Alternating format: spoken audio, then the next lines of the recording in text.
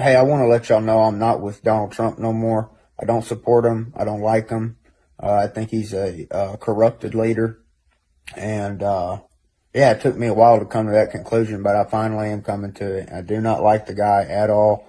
Um, the first thing for me was he didn't release the Epstein files. They're even acting like they didn't exist. And then, of course, they're sending Israel and Ukraine all of our tax dollars, just like the numbnuts before him did. Putting America last. And now he's blaming the beef farmers for the price of beef. Hey, I'm not biased, man. He talked a good game. He tricked me. I was fooled. I admit it. Okay, now let me tell you how bad I think this is, though. This is really this bad, guys. I want y'all, if you're a Christian, I want you to get into Revelation 13:3, and I want you to read that verse. Yeah, about the Antichrist, about the one who was fatally wounded in the head. Then he was miraculously healed, and the whole world marveled at him and said no man can make war with him. Yeah, I do think that Donald Trump is that beast of Revelation 13:3. Yeah, go read it. Go read it. There ain't another man that's ever walked the planet that fits Revelation 13:3. Then read the rest of the chapter, and it'll tell you the mark of the beast is coming in 42 months. Now, I'm not saying that I know that Donald Trump is this man of Revelation 13:3. I'm just saying he's the only one who could be right now. For those of you who don't know him, that there was Bryce Mitchell. Bryce Mitchell is a UFC fighter. I believe he fights out of Kansas. He's a very tough guy. I know a lot of people say that UFC is a right-wing sport. I believe the reason why is because they are a huge fan of Donald Trump. But I beg to differ.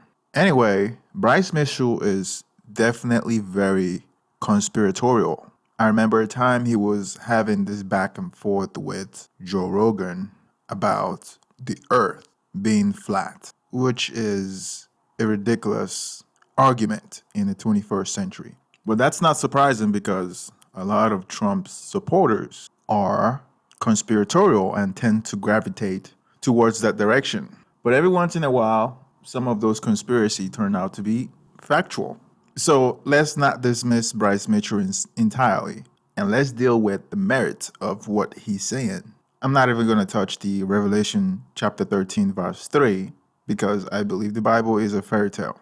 I mean, if you look at what he was saying, he said, because Donald Trump was shot in his ear and no man can make war with him. Well, he's been making war with people since he came into office, and I don't think he won any of it except for the war in Gaza that's still ongoing.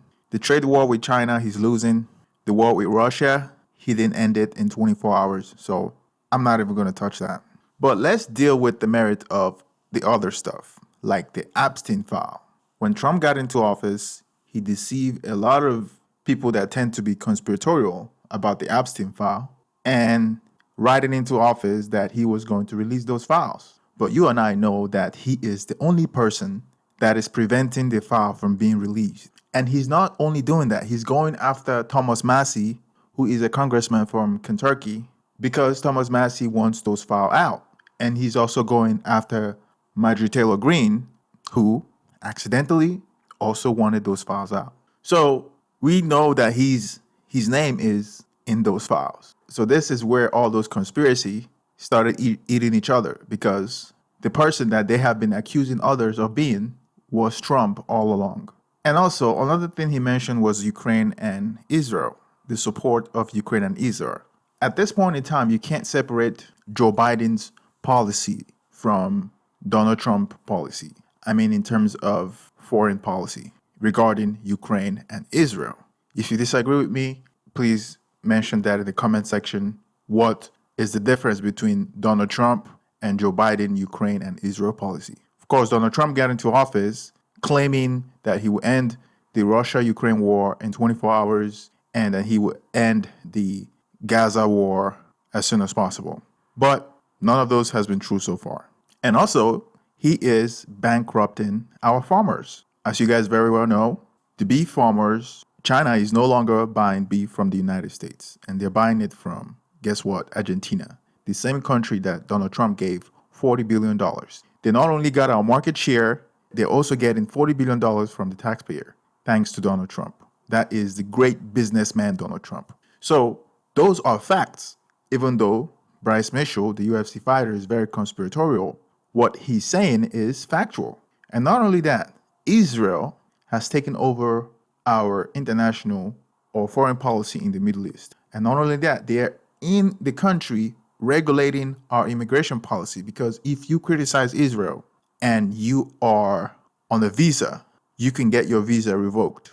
That is a fact. That is a policy. So it's not America first. So Trump is definitely working for somebody. They most definitely got something on him. So we don't know who's really the president of the United States. As far as I know, he's just a figurehead. So regardless of whatever you think of Bryce Mitchell, he's onto something. And I hope that a lot of MAGA out there are realizing that they have been duped by a con man. And Donald Trump is a con man. He pulled a very fast one on us. Not us, and not me, but he fooled a lot of people.